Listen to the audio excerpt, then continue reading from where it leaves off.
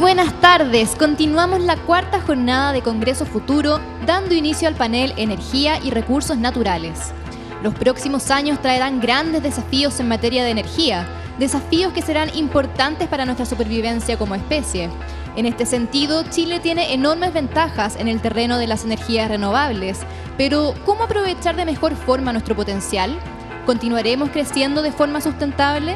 Para responder a estas preguntas nos acompañan Albert Sasson, doctor en Ciencias Naturales, Daniel Nocera, profesor de Energía, Gianni Kovacevic, inversionista y experto en energías renovables, y Noam Weisbrot, experto en hidrología. Invitamos a pasar al escenario a Albert Sasson, doctor en Ciencias Naturales de la Universidad de París. Su investigación en microbiología se ha centrado en la microflora de las tierras áridas y en microorganismos. Albert ha participado en diversos programas de la UNESCO, donde actualmente es consejero especial para el director general de la organización. Con ustedes, Albert Sasson. Bueno, primero, muy buenas tardes a todas y todos y gracias por su presencia.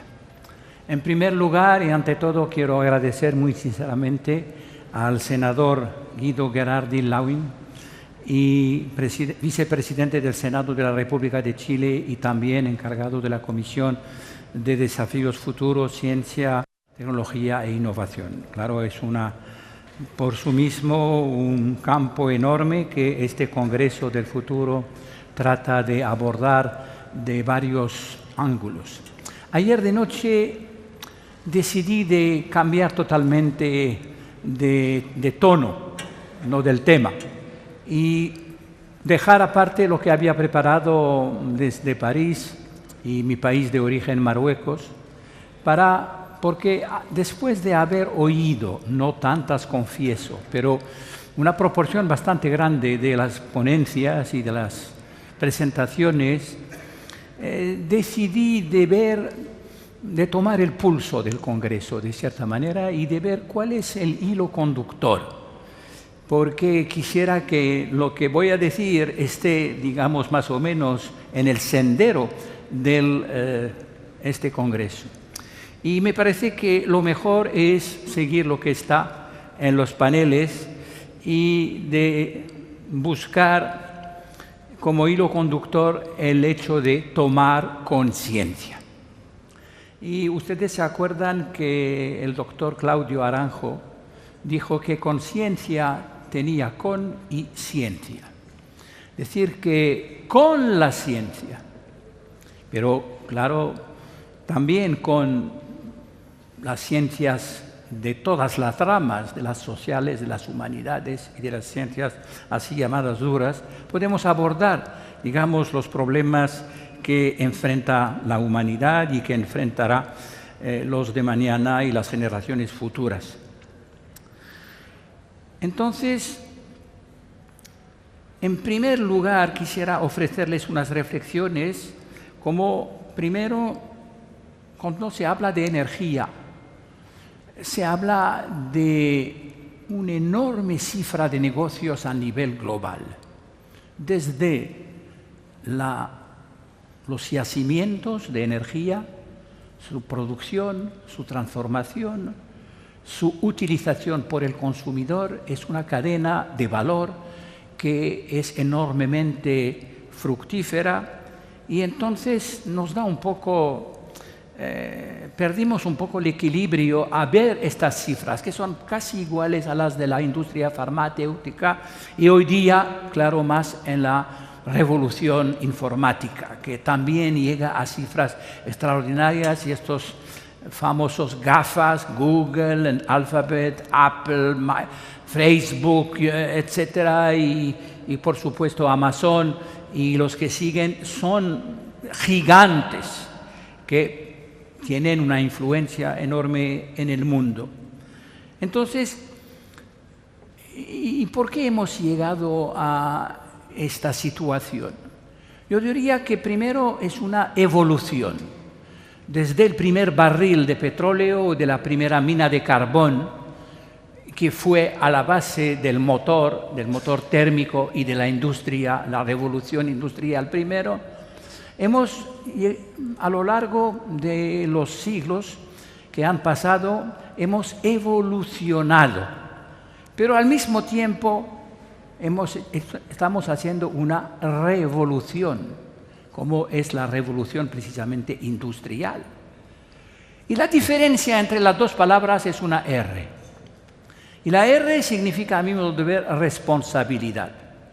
Por ello, varios oradores han dicho, bueno, ciencia. Pero sabemos desde la Edad Media que muchos pensadores franceses, italianos, el famoso Renacimiento, que ciencia sin conciencia arruina el alma. Es decir, que lo sabíamos desde muchos años. Se ha hablado de Descartes, se ha mencionado Newton. Es decir, que responsabilidad. Y responsabilidad significa, como lo han dicho muchos oradores en esta misma sala, que hay que aplicar la ciencia, es decir, pasar a la tecnología, que es la hija de la ciencia, pero también tener una postura de reflexión ética, responsable, para ver lo que es bueno o malo, porque todo lo que es factible, técnicamente hablando, no es necesariamente éticamente valuable. Es decir, que tenemos que hacer un poco el papel de un tamiz para ver lo que pasa a través del tamiz y lo que se pone aparte. La segunda reflexión es que cuando se habla de energía, porque hemos hablado esta mañana de alimentación y del despilfarro de alimentos, no en todos los países, ahí hay que matizar. Todos los países no despilfarran la alimentación, pero la mayoría, los ricos, la despilfarran. Entonces, en energía, el primer yacimiento de energía en el mundo es el ahorro. Ahorrar energía puede significar una enorme cantidad de energía que despilfarramos a través de la luz, de no encender la luz, de apagar la luz, de todo lo que se pierde en toda esta cadena de valor, desde la mina hasta el consumo. También evolución, pero también revolución. Y voy a citar precisamente, porque no es un hombre, digamos, que ha tenido mucha razón y ha hecho muchos errores, él es el presidente George Bush. Y George Bush decía precisamente que este primer yacimiento de la energía, porque él era de Texas, es decir, sabía lo que era energía. Entonces dijo, es el ahorro de energía. Como dice un gran banquero de la época del general de Gaulle, que murió responsable del Banco Central de Francia, un reloj quebrado tiene razón 2 veces al día. Es decir, que uno puede tener razón a pesar del hecho que el reloj está quebrado. Tercera reflexión es que el motor térmico está condenado. Ya unos países han decidido que en 2020, en 2030 no habrá más motor térmico para los autobuses, para los autos, etcétera, etcétera. Es decir, de nuevo que vamos a hacer la revolución de verdad y pasar a la electricidad.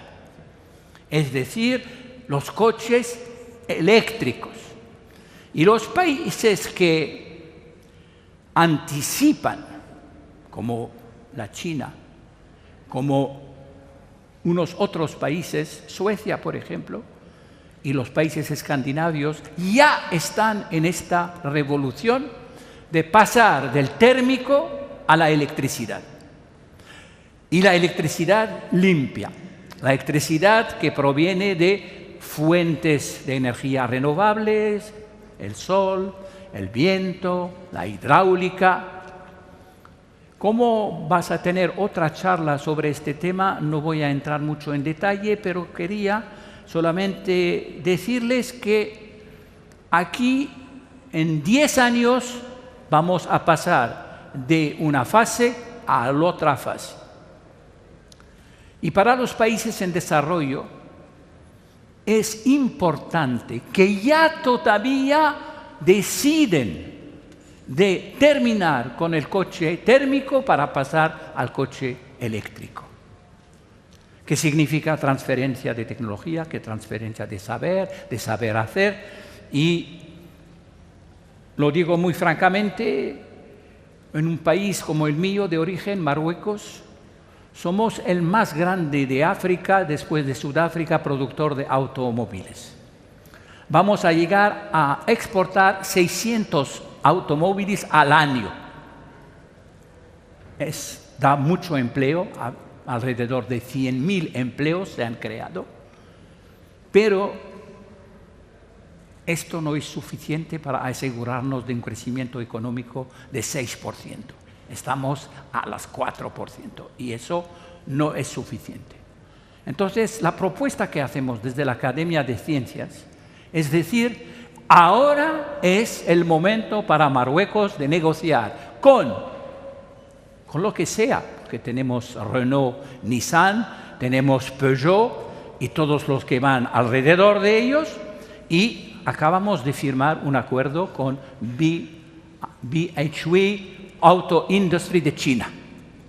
Y la China se compromete dentro de 3-4 años de construir una unidad de producción de automóviles eléctricos. Si hacemos este salto, ¿qué significa para un país de este tipo?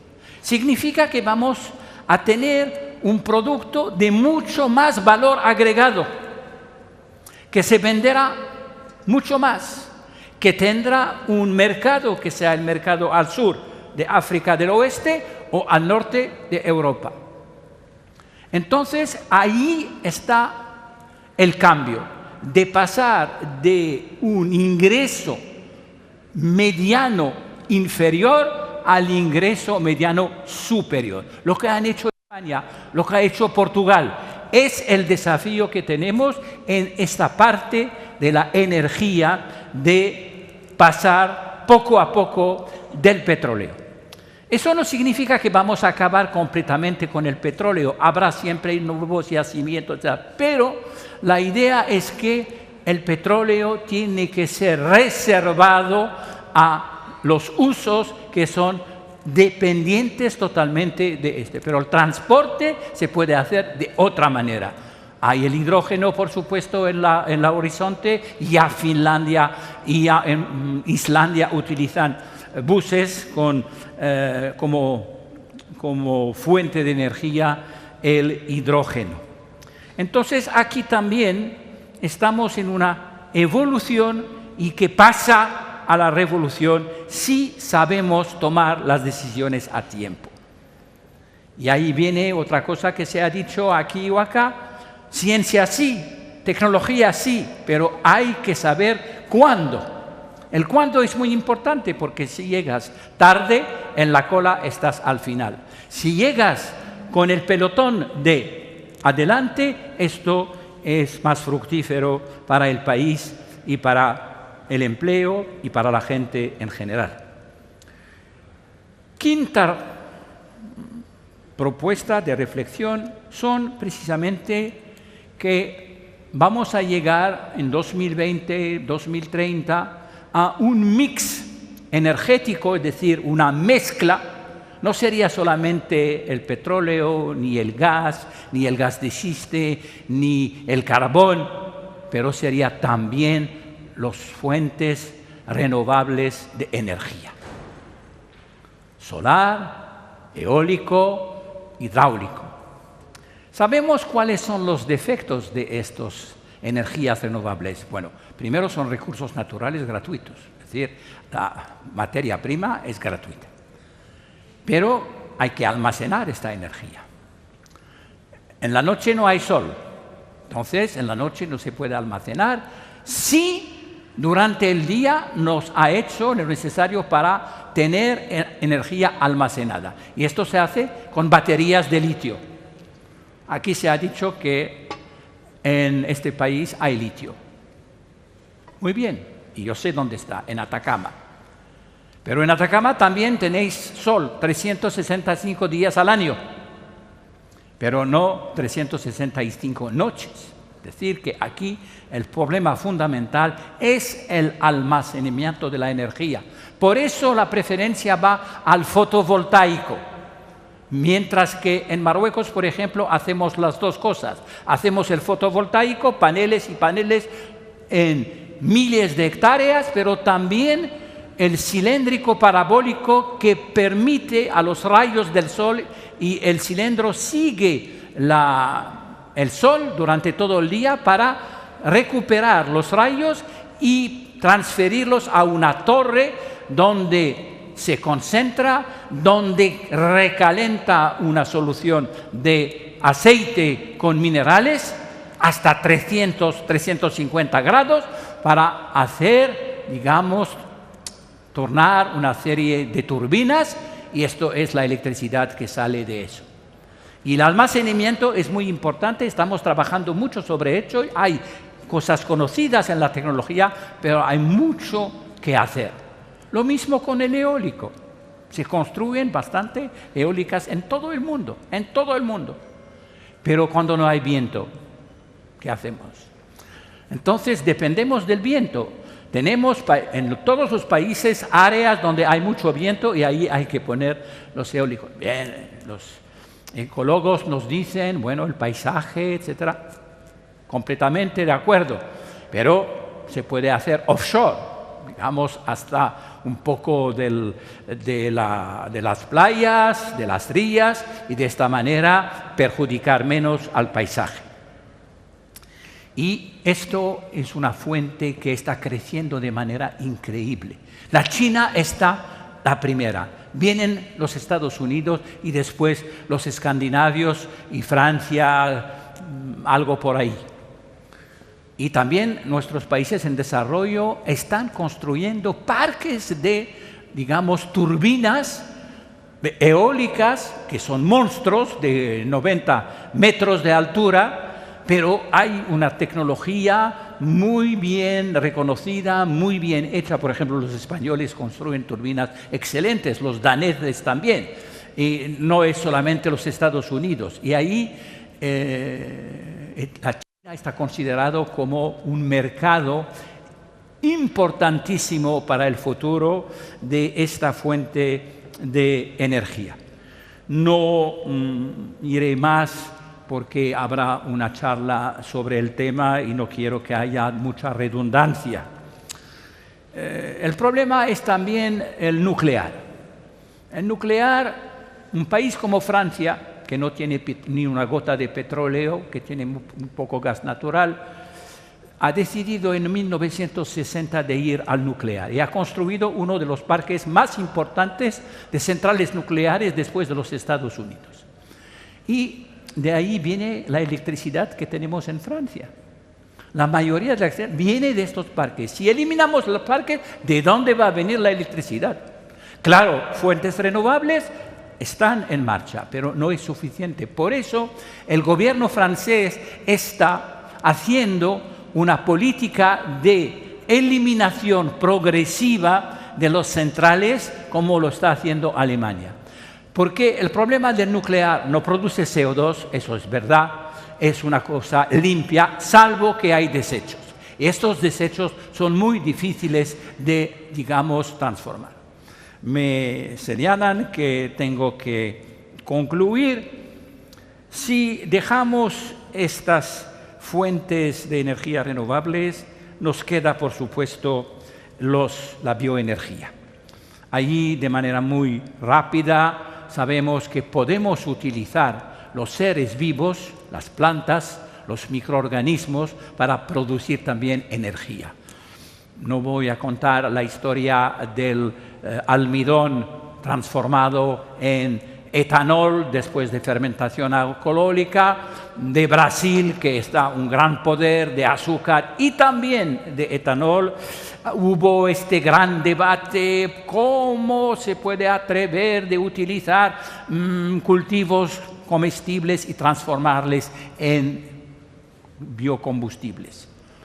Es un debate, es verdad, pero eso no ha impedido a los Estados Unidos de seguir con subsidios, y particularmente los estados del Midwest, porque son los estados que finalmente eligen al presidente de los Estados Unidos. Es decir, tienen un poder, una influencia. No estoy pregonando que esto es la verdad, estoy diciendo que es la realidad. Y la realidad se puede transformar con voluntad política. Por eso el señor Obama ha hecho unos pasitos, pinitos, hacia este futuro. Finalmente, como conclusión, y quedando en el ámbito de este Congreso del futuro, pero a veces he pensado del futuro de la ciencia, pero es el futuro de todo, es el futuro de la humanidad, de la ciencia, de la tecnología. Yo diría que terminaré con una frase que nuestro exdirector general de la UNESCO solía decir, el señor Federico Mayor Zaragoza: hay que tener la memoria del futuro, no del pasado. Es decir, que tenemos que anticipar y rápidamente para estar, digamos, al nivel de las esperanzas de la juventud, porque la mayoría de ustedes son jóvenes, y de las generaciones futuras. Muchísimas gracias. Agradecemos la participación de Albert Sasson, doctor en Ciencias Naturales. Chile, 12 ciudades, 7 días, 70 horas de transmisión y 130 de las mentes más desafiantes de todo el mundo se unen para imaginar y reflexionar sobre el futuro del planeta. El mayor encuentro de ciencia e innovación de América Latina. Congreso Futuro, ideas para cambiar el mundo. Del 15 al 21 de enero. Continuamos esta sesión de energía y recursos naturales junto a Daniel Nocera, profesor Patterson Rockwood de Energía en el Departamento de Química y Biología de la Universidad de Harvard. Daniel es miembro de la Academia Nacional de Ciencias de Estados Unidos y ha sido incluido en la lista de 100 personas más influyentes del mundo por la revista Time. Bienvenido, Daniel.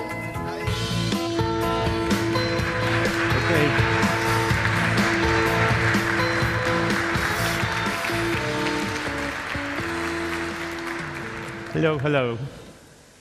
It's a pleasure to be here, and today I want to talk about that, sustainability.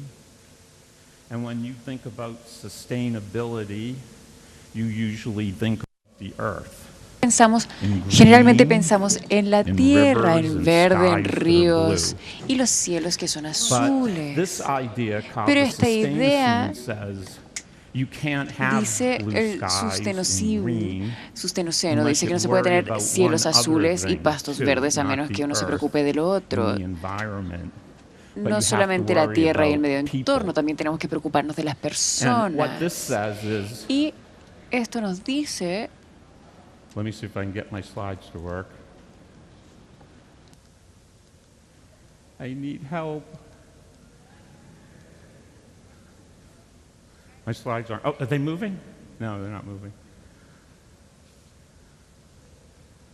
Hello, back there. Oh, there they go. Now it's working. Y ahora sí está funcionando. No se puede tener una tierra sostenible si es que tenemos pobreza en el mundo. Entonces, si no cuidamos o si no eliminamos la pobreza, yo digo que no se puede tener un pueblo, una tierra sustentable o sostenible. Entonces, la razón para ello... Esto es lo que compleja el problema, es un concepto filosófico que se llama solipsismo. Y el solipsismo es que en este momento ninguno de ustedes existe. Solamente existe porque en mi mente yo permito que usted exista. Y si yo decido que usted no existe en este momento, el salón está vacío. Y así tratamos la energía. porque solamente tenemos un concepto de energía para el mundo que vemos, y el mundo que vemos tiene 3.000 millones de personas como nosotros, los que tenemos.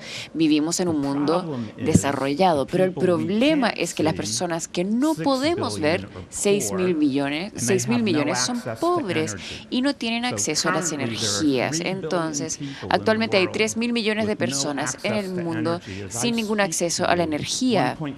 Y ahora, mientras les estoy hablando, 1,6 mil millones nunca han visto un electrón y un cable, y el otro 1,5 mil millones de personas son usuarios de baja energía o bajos usuarios de energía, y van a nacer 3.000 millones más de personas en el planeta y no van a acabar en este círculo amarillo, el mundo que nosotros conocemos.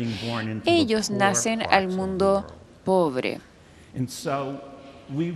Entonces, nos gustaría abordar ese problema, uno, como un imperativo moral. La mayoría de las personas dicen que debemos cuidar a los pobres. Nosotros no les ayudamos en realidad, pero por lo menos creemos hacerlo en nuestros corazones. Pero el otro aspecto es lo pragmático, que es, y esto se relaciona al sustenoceno, que si no cuidamos del pobre, no podemos tener un pueblo sostenible o sustentable. Y este es un concepto. Yo soy científico, entonces los científicos siempre destruyen conceptos lindos con ecuaciones, y aquí podemos ver esta ecuación.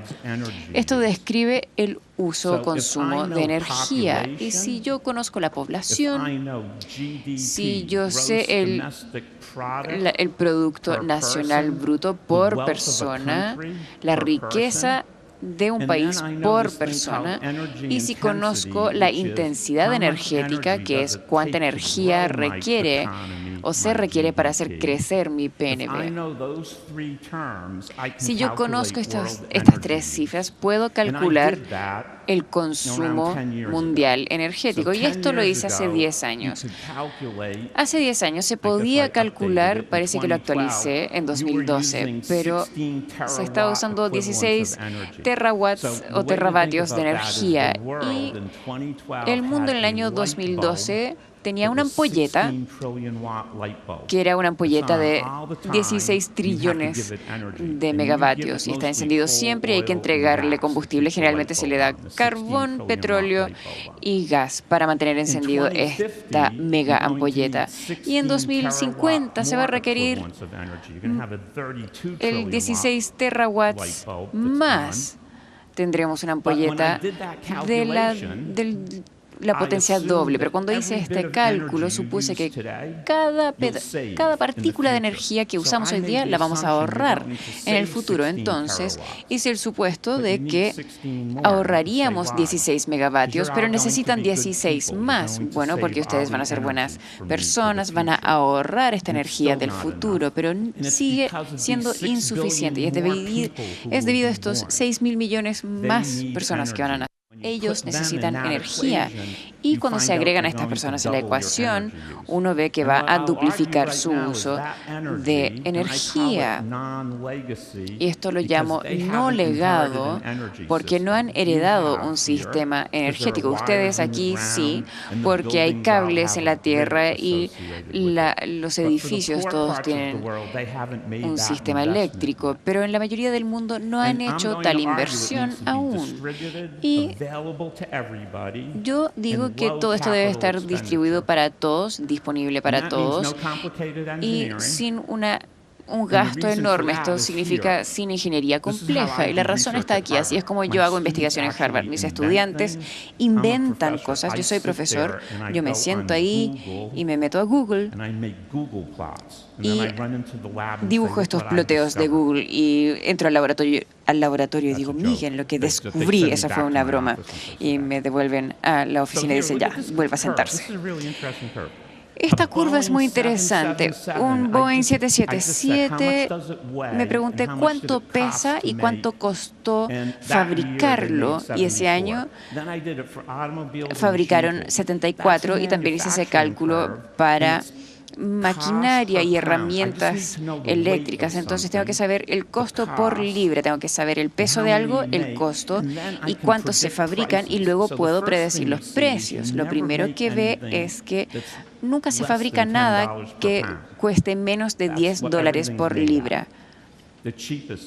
Las cosas más baratas son así. Esto no funciona para los fármacos, porque usted invertirá cualquier cantidad de dinero para poder vivir para siempre, porque invierte en la esperanza. Esto tampoco se aplica a la TI. Esto es un CAPEX bajo. Un par de chicos en Harvard están ahí en su internado, en su dormitorio, e inventan Facebook. Pero la energía es alto CAPEX y no hay esperanza. Usted no enchufa algo a la pared y espera que salga energía. Por eso a nadie le gusta invertir en la energía, porque no hay esperanza y no es un bajo CAPEX. Entonces, esta curva funciona para todo. Esto no es broma. Hasta McDonald's tiene un jefe de tecnología y lo llamé, no sé qué tecnología hay en una hamburguesa, pero bueno, tienen un jefe de tecnología y me dice que la hamburguesa cuesta $10 por libra, el peso de la carne, del pan, del queso, del tomate, todo lo que contiene la hamburguesa, y son $10 por libra. Y lo que hacemos en el mundo desarrollado es que construimos una cosa grande, pesa mucho, y cuando se multiplica por $10, eso cuesta varios miles de millones de dólares. Y luego tiene que insertar todo lo demás. Hay mucha infraestructura, la minería, el transporte, la electricidad. Y cuando hacemos cálculos con las personas en la Universidad de Chicago, en la economía, simplemente la economía en base a los combustibles de petróleo, hemos invertido $16 trillones y está todo pagado, completamente pagado. Y por eso lo tenemos que seguir usando. Bueno, aquí podemos ver. Y así es como lo hacemos. Construimos una cosa gigantesca, cuesta mucho dinero y ya está pagado. Así no es como funciona McDonald's. Pensemos en cómo funcionaría McDonald's si es que construyeran su modelo de negocios de la misma forma que construimos el modelo de negocios de la electricidad. Entonces, McDonald's haría una única hamburguesa gigante. Ustedes todos irían a esta hamburguesa, le tomarían un mordisco y volverían a su casa. Así funcionaría. Y hace algunos años empezamos a pensar, ¿podríamos hacer la energía de McDonald's, pero de energía? Ahora, lo que está disponible para todos, ya sea rico o pobre, hay una fuente de energía que les sigue por todos lados, es el sol. Y también las hojas, la hoja toma la luz solar y lo primero que hace cuando le pone agua a una planta es que divide el agua, toma el agua y vuelve a ordenar el agua en hidrógeno y oxígeno, y estos son combustibles de alta energía. Pero la hoja va un paso más allá, porque el hidrógeno es un gas. De noche toma el dióxido de carbono de la atmósfera y genera una biomasa. Y hace algunos años hicimos una hoja artificial donde podíamos tomar silicona y generamos catalistas especiales que, cuando fueron energizados por el sol, podían dividir el agua en hidrógeno y oxígeno. Y debería poderse ver un video aquí, entonces métanse a Sundance Film Festival.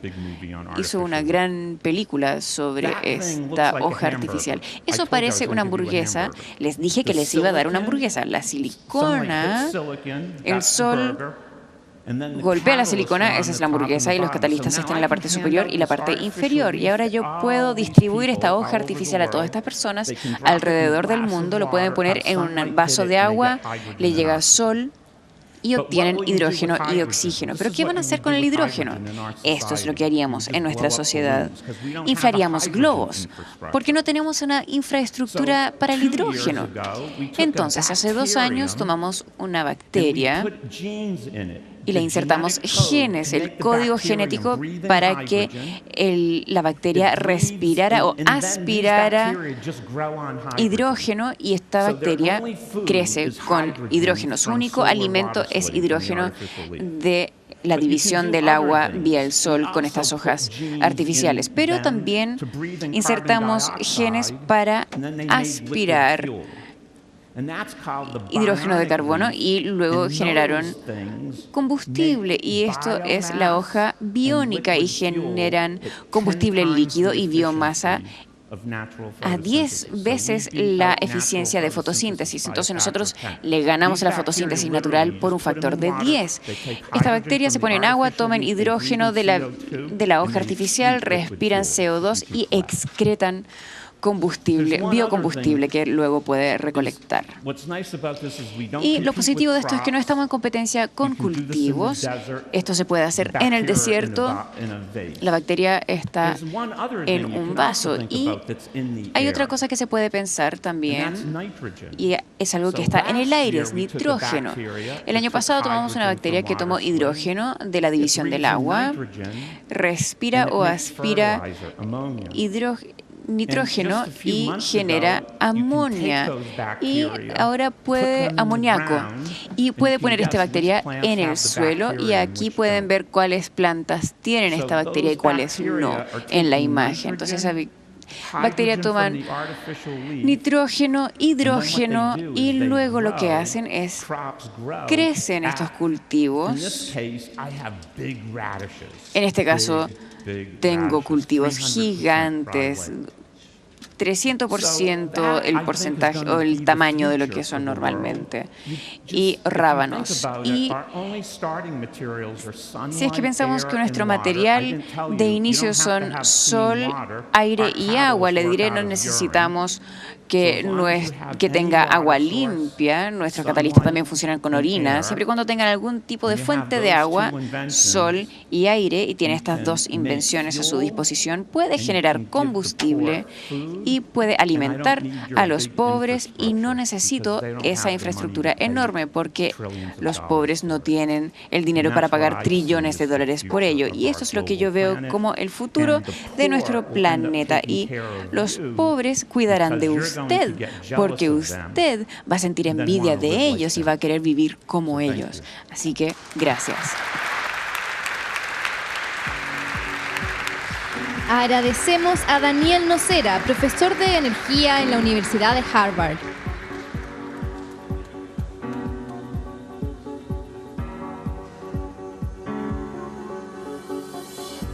Perdiendo más de 150 especies de plantas y animales cada día. Los datos son el nuevo petróleo del mundo. Nuestros polos se están derritiendo. Estamos buscando nuevos planetas habitables. Los próximos 100 años pueden ser la mejor o la peor historia de la especie humana. ¿Qué futuro quieres construir? Toma conciencia hoy. Congreso Futuro. Ideas para cambiar el mundo.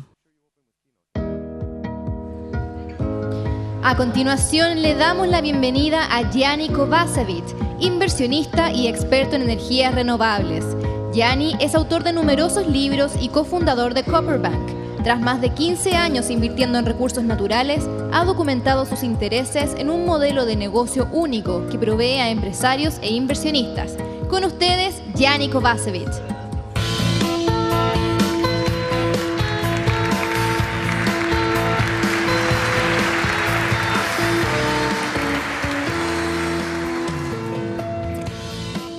Buen día a todos aquí. My name is Gianni Kovacevic. I come from Vancouver, Proviene de Vancouver, Canadá, and today I'm going to talk about y hablar sobre el futuro of your energy. de su energía. My friends in the back have set up my beautiful slides, and what we're looking at here is New York City. This is not possible without energy. Esta es la ciudad de Nueva York, que no es posible sin energía. Aquí, como el futuro de la energía va a tener un impacto sobre ustedes, el consumidor. Voy a hablar despacio y muy claramente, entonces mi traductor acá hará un muy buen trabajo, y es muy importante. Tenemos que preguntarnos si este es el comienzo del final de la era del petróleo. En esta imagen que pueden ver aquí se puede ver. Me remonto como historiadora, me encanta la historia, como cuando éramos niños leíamos National Geographic, o no como ahora que juegan videojuegos. No, a nosotros, con mi hermano, nos gusta la historia. Esta es la fecha más importante de la historia de energía, porque aquí, en este día, se descubrió petróleo de manera masiva.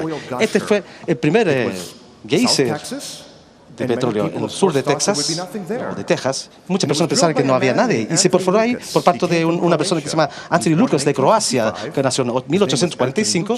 Anton Lucic era su nombre, y esto cambió el mundo. Hasta ahora, esto se consideraría una de las plataformas más importantes de petróleo del mundo. Y lo que sucedió ahí es que todas las máquinas que conocemos fueron desarrolladas: los aviones, los trenes, los primeros automóviles. Este es Horatius Drive. Horacio Nelson, en 1903, él comenzó en San Francisco y condujo durante 75 días a Nueva York. Y tengo algo en común con Horacio, porque soy la primera persona en el mundo que condujo un auto eléctrico atravesando Estados Unidos para hacer mi tour de mi libro y comprobar algo en particular. El futuro, mis amigos, es ahora. Y yo hice esto y tuve que demostrarles y tuve que hacerlo. Tuve que realmente decirle con mucha fuerza, y muchos pueden decir que es una publicidad, pero aquí estoy yo cargando mi automóvil y la ruta que tomé. Horacio fue hacia el norte, yo fui hacia el sur. Él fue al norte, yo fui al sur. 1.300 kilómetros. Y les digo aquí que no hubo ningún problema. Las personas me preguntan sobre el cambio climático. Hay personas en el mundo que no creen en el cambio climático. Y hay aquellos quienes creen que tenemos que hacer algo al respecto. Me dicen a mí: Johnny, tú eres experto en energía, ¿qué crees tú? ¿Qué es lo correcto? Cuando vemos este señor en esta imagen, él no cree en el cambio climático. Yo creo como un cliente que es la conveniencia del futuro que yo tendré, yo, mi familia y todos mis amigos, todo el mundo.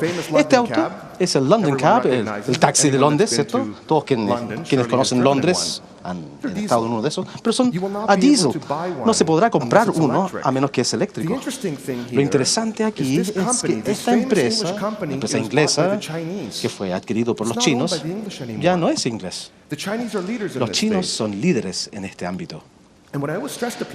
Ahora, lo que les digo a las personas es que hay que entender y respetar la magnitud de lo que representa este automóvil en todas sus facetas. Este es Londres, tenemos este problema en el mundo, sin embargo. Entonces pueden hablar del cambio climático, pero lo más importante es su comodidad. Queremos eliminar esto. Y no es posible a menos de que de a poquito nos alejamos de cosas que quemamos. Los líderes en este ámbito son los chinos. Aquí este gráfico lo menciona. Nadie creía que China iba a ser el dragón que es ahora. 13 trillones de dólares de exportaciones. No es si es que sucede, sino que cuándo va a ser la mayor economía del mundo. Ahora, ¿qué se ve acá? Este es un mapa de todos los países que dependen de exportaciones de petróleo. O sea, venden petróleo. Les encanta el precio alto del petróleo. Pero yo les sugiero que cada país que no se puede visualizar aquí prefieren alejarse del petróleo o tener bajos precios del petróleo. Alemania, Japón, Chile. Ahora, petróleo fue descubierto en Arabia Saudita en 1938. Este hallazgo fue tan prolífico que Estados Unidos enviaban a los geólogos ahí a este país y les preguntaban: por favor, díganos la significancia o la importancia de lo que ocurrió en Arabia Saudita en 1938. Y dijeron: este es el mejor premio de toda la historia. Yo les sugiero y les pregunto a ustedes: ¿qué podría ser un premio mayor que esto? Algo tan magnífico que va a permitirnos a todos alejarnos de los combustibles fósiles. Aquí nos dicen que la demanda, nosotros los consumidores, va a continuar creciendo para siempre. Yo no creo eso cuando se coloca la innovación ahí, la tecnología, el cambio de combustible, lo que estamos mencionando aquí en este Congreso del Futuro. Y esto confunde a las personas. Pero ¿hacia dónde vamos?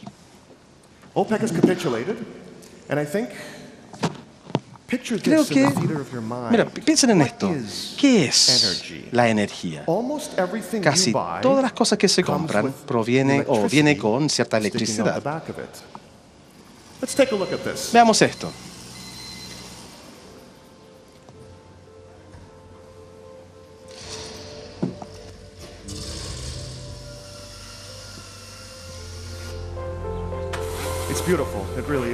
Es hermoso, realmente.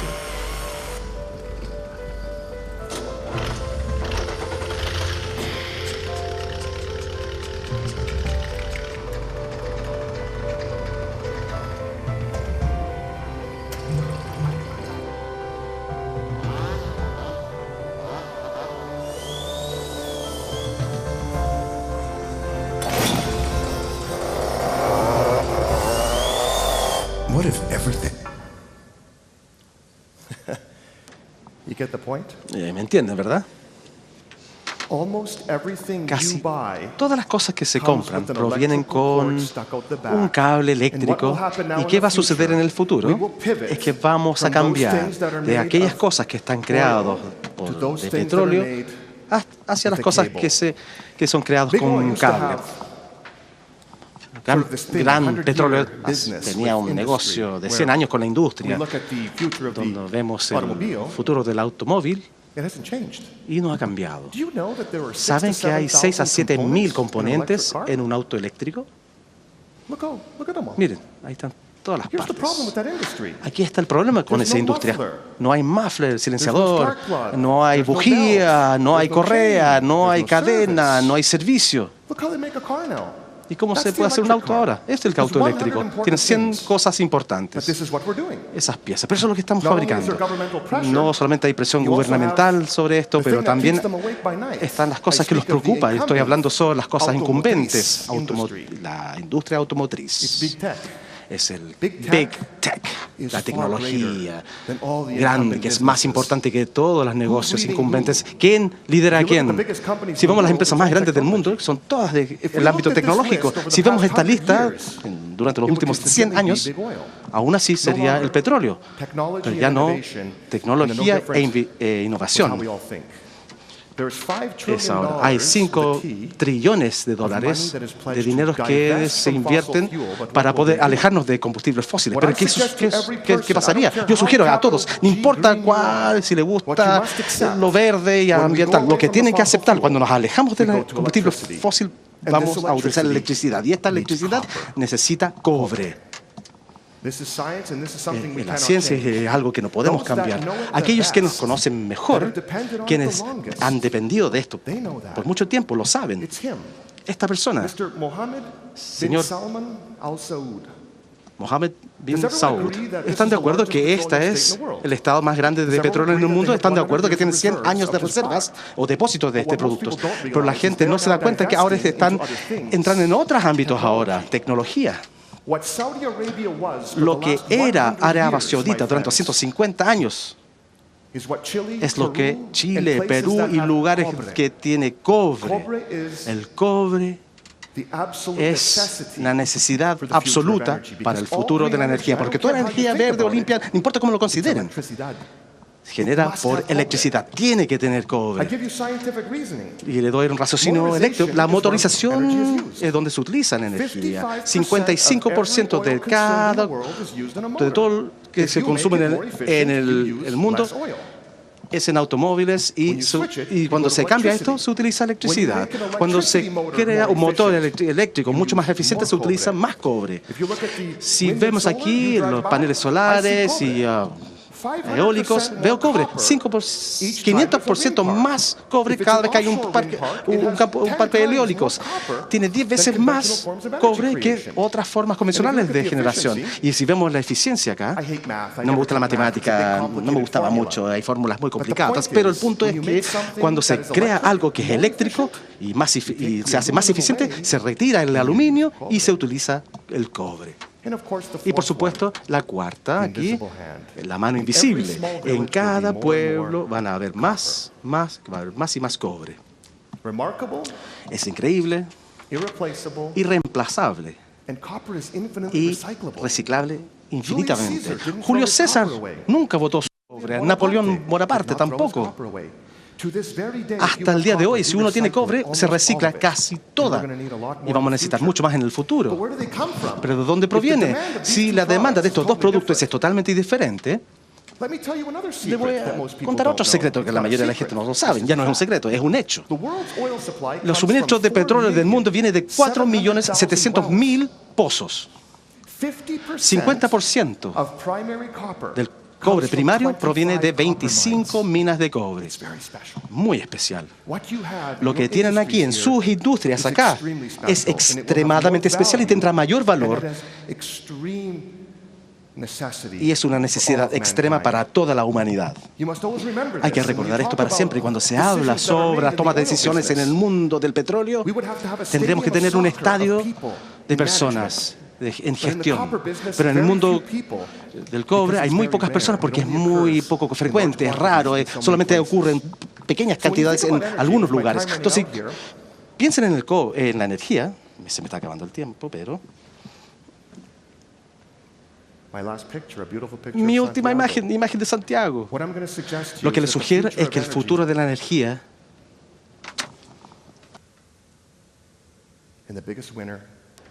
y ustedes serán los ganadores. Y la calidad de su vida, porque si quieren aire limpio como esta en Santiago y en todas partes del mundo, necesitan más y más electricidad. Yo soy Johnny Kozasovich, es una copia de mi libro en audible.com, ahí estará, pueden seguirme en Twitter también. Y recuerden, todos los jóvenes acá necesitan aprender sobre la electricidad. Muchas gracias. Agradecemos a Yannick Kozasovich, inversionista y experto en energías renovables. Chile, 12 ciudades, 7 días, 70 horas de transmisión y 130 de las mentes más desafiantes de todo el mundo se unen para imaginar y reflexionar sobre el futuro del planeta. El mayor encuentro de ciencia e innovación de América Latina. Congreso Futuro. Ideas para cambiar el mundo. Del 15 al 21 de enero. Para continuar con la conversación, queremos saludar a Noam Weisbrod, experto en hidrología. Noam es director del Instituto Zuckerberg para Investigación de Aguas. Su investigación se centra en hidrología de contaminantes, en particular en flujo de fractura y transporte coloidal. Bienvenido, Noam.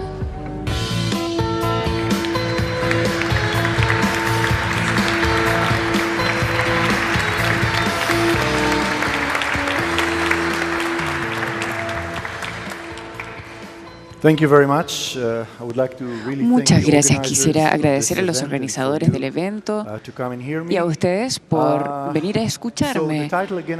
El título de mi presentación es Desafíos de seguridad de agua y alimentos alrededor del mundo, y voy a tratar de abordar esto muy rápidamente porque no tenemos mucho tiempo, pero un par de cosas.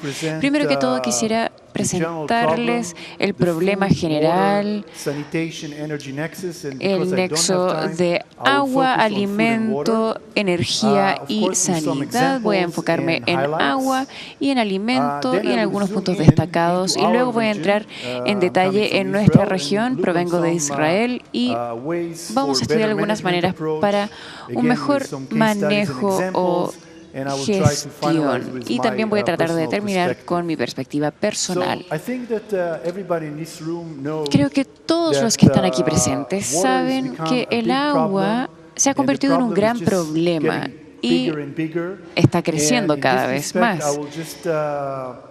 Voy a mencionar un informe reciente que se publicó el año pasado por la ONU, prediciendo que en 30 años 45% de la población mundial vivirá bajo escasez de agua. 45% de la población mundial son muchas personas y tenemos que abordarlo.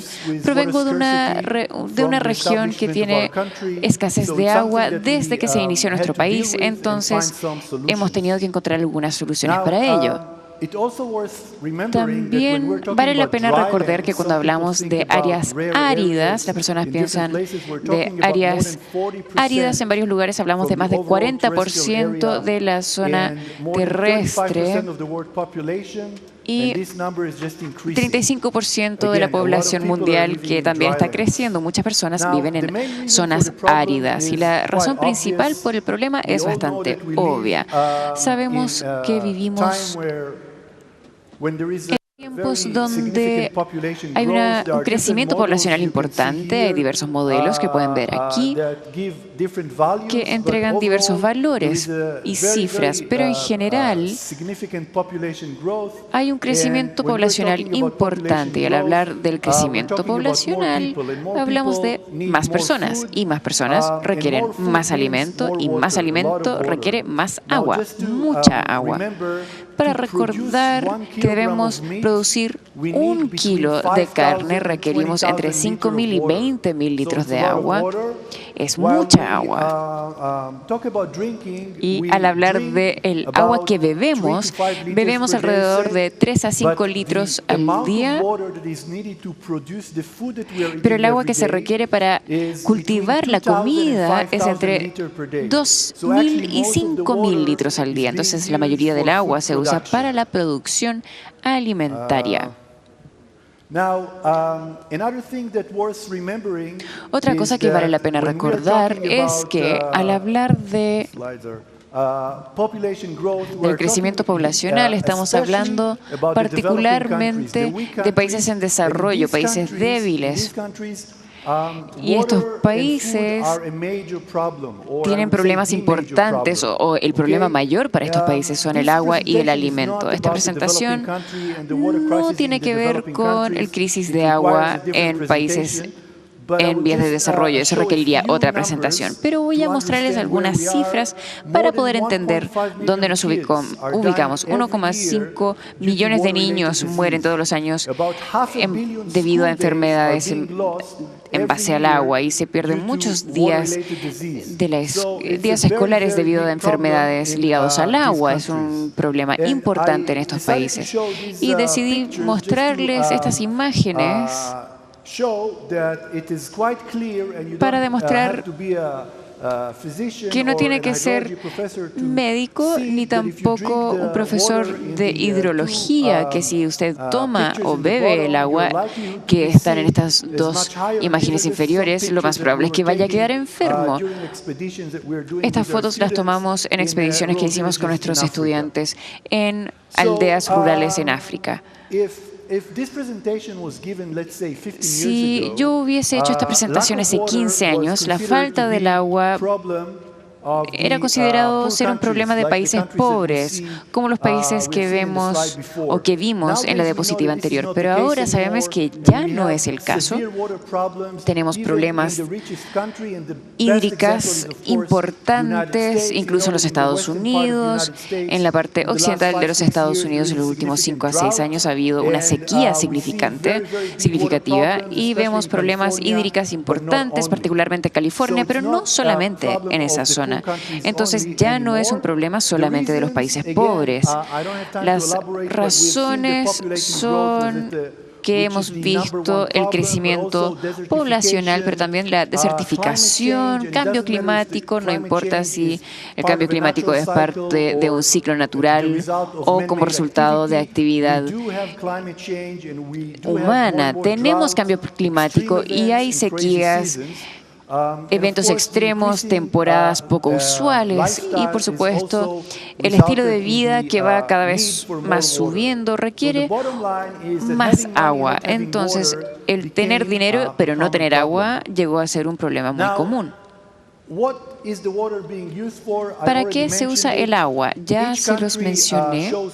Cada país tiene un diagrama un poco diferente, pero entre el 70 a 75% del agua que se usa alrededor del mundo es para la agricultura, para producción de alimentos. Creo que podemos decir que la eficiencia del uso del agua en la agricultura esto es el jugador más importante de la escasez hídrica en el mundo. O podemos ver que la seguridad de alimentos y del agua son dos caras de la misma moneda, porque si ahorramos agua para la producción de alimentos, estaríamos haciendo un gran cambio. El uso de irrigación o riego sabio es una buena idea, porque la eficiencia de riego es importante, aunque hay una baja adopción alrededor del mundo, incluso en países desarrollados. Vemos los casos extremos de China e India, que riegan mucho más que cualquier otro país, generalmente porque tienen una gran población y la eficiencia de riego es menos de 10% del riego generalizado. Entonces hay mucho espacio para poder mejorar.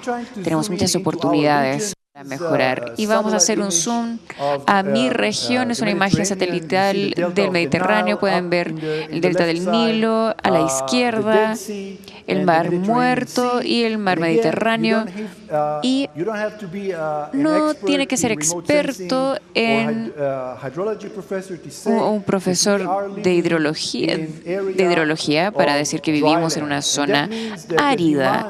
Y esto significa que la exigencia, la demanda y el consumo del agua es mucho más de la reposición natural.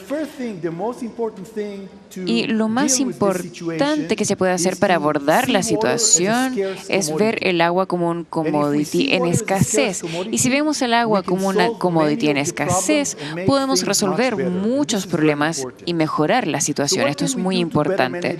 ¿Qué podemos para administrar de mejor manera nuestra agua? Bueno, la distribución en el país, por supuesto, en Chile todos saben mejor que yo que hay mucha agua en el sur y el norte contiene el desierto más seco del mundo. Entonces, imagínense si pudieran mezclar el suministro de agua entre el norte y el sur. Solucionaría muchos problemas. Y ahora Israel es un país mucho más pequeño. Hicimos lo siguiente. La optimización y el uso de recursos naturales es muy importante. Y aquí tenemos grandes oportunidades de mejora. Estoy hablando de la cantidad y la calidad. En muchos casos, el problema no es que no tenemos suficiente agua. El problema es que el agua que sí tenemos se está contaminando o está quedando muy salada y no se puede beber o no se puede usar. Entonces, la calidad es muy importante. La legislación, la educación también son muy importantes, pero no tengo tiempo para abordar esos puntos. Voy a mencionar solamente que en Israel, mediante la educación pudimos ahorrar 15% en un año del consumo hídrico anual, que es la cantidad de lo que se produciría en una planta muy grande desalinizadora. Entonces, en la educación se puede hacer mucho, con la tecnología también. Esta presentación es muy corta, no puedo hablar sobre todos estos temas, pero voy a mencionar recursos naturales y la tecnología que están vinculadas, por supuesto. Vamos a hablar del equilibrio del agua. Es muy sencillo. Queremos minimizar el output y maximizar el input. Es muy sencillo. Para minimizar el output significa debemos minimizar la evapotranspiración. La mayoría del agua se pierde mediante agua que se transfiere a la atmósfera mediante la evapotranspiración o la evaporación. Si podemos evitar eso, podemos ahorrar mucha agua. La captura de aguas de inundaciones también son muy importantes. Cuando llueve, llueve mucho y mucha de esa agua queda en el agua o en lagos salados también. Y también la agricultura adecuada es muy importante. Esta es una aldea agrícola en la zona sur de Israel. Es una zona muy árida y una zona agrícola. Todos los invernaderos en esta aldea y todos estos aldeanos subsisten de la agricultura. Toda la agricultura se lleva a cabo en invernaderos y hay mucho riego por goteo que ahorra mucha agua y permiten estas actividades agrícolas incluso en un lugar tan seco como este. Y no tengo tiempo para discutir en mayor detalle todos los ejercicios que hacemos. Y el riego por goteo o por gota se inició en la década de los 60 y ahora es un patente multimillonario. Hay muchas empresas que lo usan, pero la clave es entregar el agua a las plantas cuando la necesitan y dónde la necesitan. De esta manera se obtiene un riego muy eficiente, con una eficiencia de 90% o más, y la mayor cantidad de cultivo posible. Y este cambio fue en un año nada más. Y como pueden ver, la adopción de este método sigue siendo muy bajo. Sin entrar en mayor detalle, si recordamos dos frases: más cultivos por unidad y más cultivos por gota, podríamos hacer mucho. Y este gráfico también muestra lo que podríamos hacer. Este es el consumo de agua per cápita en Israel desde los 50 hasta hoy. Y pueden ver que el país redujo su consumo de agua a menos del 50% de lo que era hace 50 años. Y con esta diapositiva creo que es evidente que la eficiencia de consumo del agua tal vez no sea una solución completa, pero es una solución parcial muy buena que puede mejorar la situación de manera importante.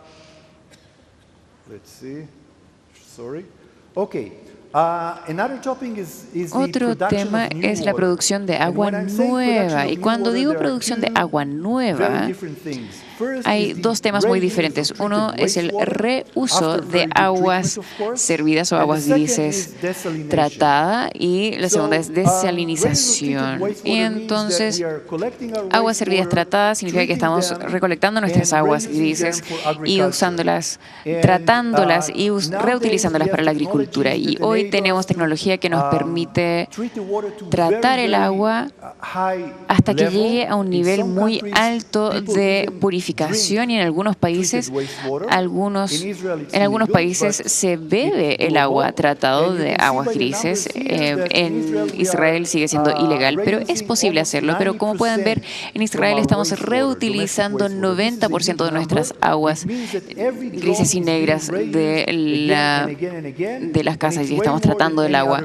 Y esto es mucho más que cualquier otro país. Se utiliza una y otra vez, y si es que se estudia el consumo de agua del sector regional o local agrícola, cuando empezamos a usar este tratamiento del agua, todo el agua era agua potable, y a partir de la mitad de los años 90 vemos menos y menos agua potable y más agua tratada, reutilizada, que se está usando para la agricultura, y esto ahorra, por supuesto, mucha agua. Ahora, debo mencionar que cuando estamos haciendo algo así, cuando empleamos tecnologías nuevas, la investigación es obligatoria. Debemos asegurarnos de que no estemos generando daño, ya sea a largo plazo o a corto plazo, a nuestros suelos, al agua subterráneo y, por supuesto, a nuestros cultivos. Y hay mucha investigación que se está asegurando que no estemos generando daños. Vamos a hablar de la desalinización. Esta fue la portada de una antigua revista de Time. No tiene que ser pez para poder beber agua de mar. Y en Israel, hasta 2004, si usted quería beber agua de mar, tenía que ser un pez.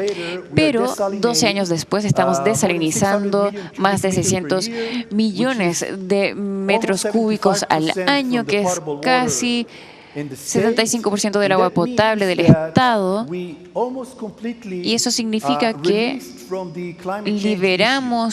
nos hemos liberado casi completamente del tema de cambio climático, porque la desalinización es lo mismo, ya sea si el año fue un año árido o un año húmedo. Entonces esto cambió el equilibrio del agua para Israel.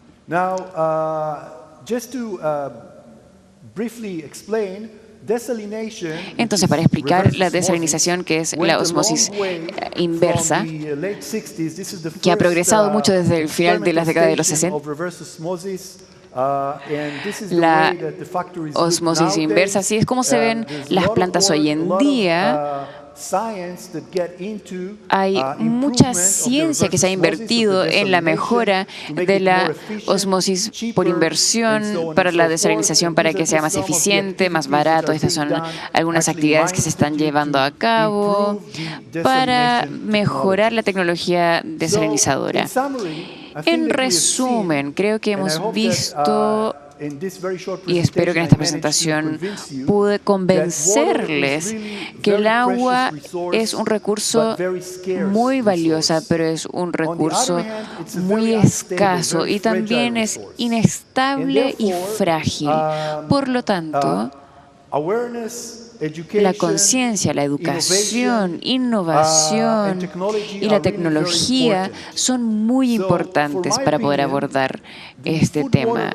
Y la crisis alimentaria y de agua que acabo de abordar es algo que no podemos prevenir. Hay demasiados factores que no podemos cambiar, pero sí hay mucho que podemos hacer y debemos hacer. Si todos los parámetros funcionaran en conjunto, la industria, los agricultores, los tomadores de decisiones, los investigadores, si todos trabajaran en conjunto, creo que podríamos hacer un trabajo mucho mejor de lo que estamos haciendo en este momento. Ahora, para poder prevenir errores críticos, desafortunadamente hay muchos ejemplos de errores críticos que en muchas ocasiones son irreparables o que debe invertir miles de millones de dólares para poder revertir la situación a lo que era anteriormente. La investigación es esencial y muchas personas tratan de ahorrar dinero en la parte de investigación y el precio en el ahorro de inversión es muy alto. Entonces, no podemos suponer que una tecnología que se usó de manera efectiva en un lugar pueda usarse de manera efectiva en otro lugar. Debemos investigarlo, explorarlo, llegar a las conclusiones correctas. Como alguien que representa la academia, creo que podemos y debemos mejorar esta crisis global de agua y alimentos. También quisiera agradecerles una vez más por estar aquí y a los organizadores de este evento tan maravilloso. Muchas gracias. Agradecemos la participación de Noam Weisbord, experto en hidrología, y reiteramos también los agradecimientos para Albert, Daniel y Gianni por sus interesantes ponencias. Les recordamos que pueden seguirnos desde todos los rincones del país a través de nuestra señal streaming en www.congresodelfuturo.cl. Estamos transmitiendo también a través de los canales 107 y 701 de BTR, canales 157 y 1157 de DirecTV y canal del Senado. Los invitamos a unirse también a la conversación en redes sociales usando el hashtag Congreso Futuro 2018.